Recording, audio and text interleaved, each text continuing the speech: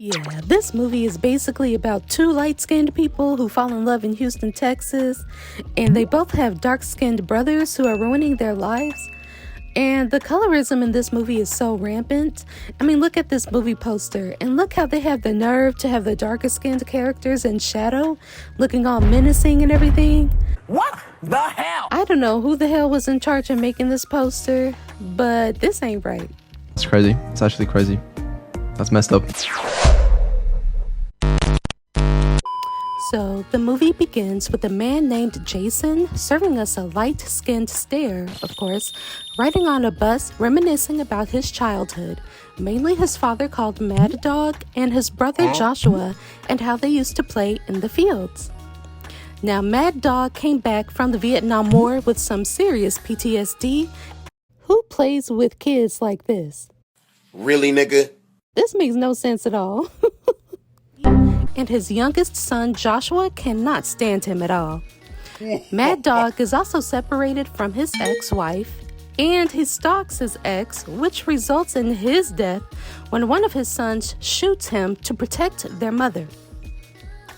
And then all of a sudden, we fast forward a bunch of years later, and Jason picks up his brother from jail. Wait, why is he walking like he has a broken leg? Yeah, so this part of the movie is incredibly disorienting and confusing because they lead the audience to believe that Joshua is in jail because he shot the father as a kid. But no, like his imprisonment literally had absolutely nothing to do with their father's death at all.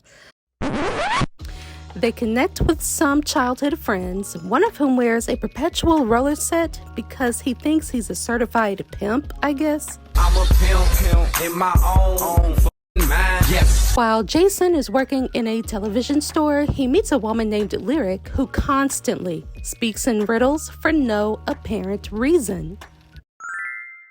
Sometimes you don't need a plane to fly. Jason ends up later stalking Lyric and begs her to date him. And I guess we're supposed to find this romantic? This is seriously giving like serial killer energy. Anyway, Lyric agrees to go out with Jason by speaking in even more riddles. Well, when? When the sun next leaves footprints across the sky. Okay. During their first date, Jason reacts to the sunset in the most hilarious and corny way possible. I ain't never really watched the sunset before. He literally sounds like he's about to do a freestyle with a bad Texas accent at any minute. Mama need my help, and that's what I'm gonna give her. Bruh.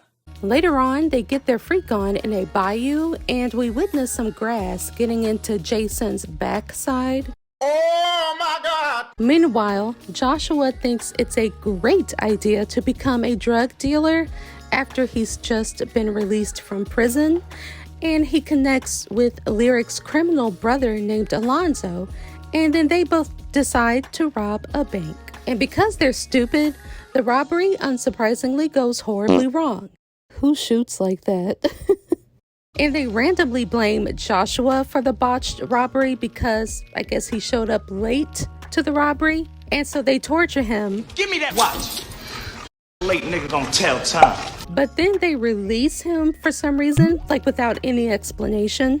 So Joshua returns home and Jason nurses him back to health. And then Jason beats up Lyric's brother for torturing Joshua.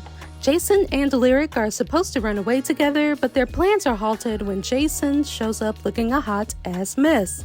He then tells Lyric that he's the one who shot Mad Dog, and then she just simply walks away. Like, damn, thanks for being supportive.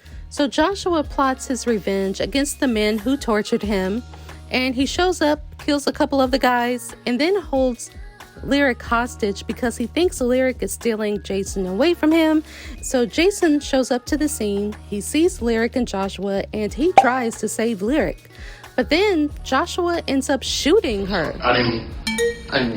Anyway, Jason's heartbroken, of course, and carries Lyric down the stairs to the outside where he hears a single gunshot, which indicates that Joshua has sadly died by his own hands. So And then the ambulance show up and they casually try to help Lyric. And I'm just like, damn, can y'all hurry the hell up? Thankfully, Lyric manages to survive so that they can both serve us a light-skin stare, and she and Jason ride off into the sunset, going wherever the bus will take them. So this movie is a lot. Let me know what you think of the movie down below in the comments. And while you're here, make sure you check out my other recaps. Deuces!